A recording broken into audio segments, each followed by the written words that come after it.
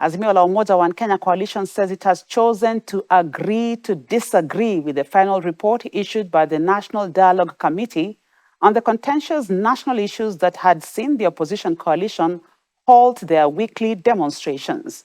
Addressing the press this evening, Azimio leader Raila Odinga said the report had agreeable points but lacked the needed goodwill by the Kenya Kwanza government to address the high cost of living as the crucial most issue in the talks.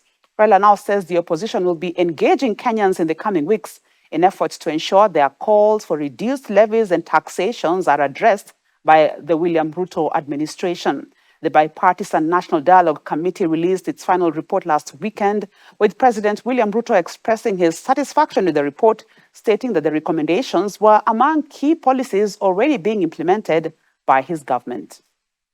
The team has come up with is ultimately imperfect and unfinished, but it is a good beginning.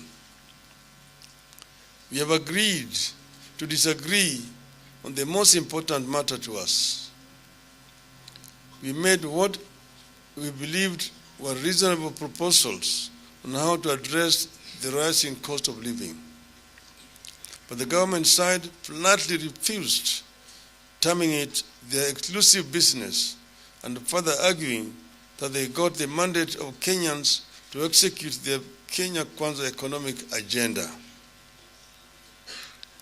We will be engaging Kenyans further in the coming weeks as we must, because the pain of the cost of living is really unbearable.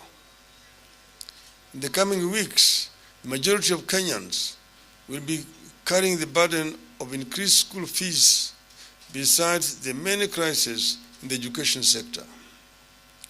Be that as it may, we have come this far because of a commitment to constructive engagement and positive energy and sacrifice for the sake of our beloved country, Kenya.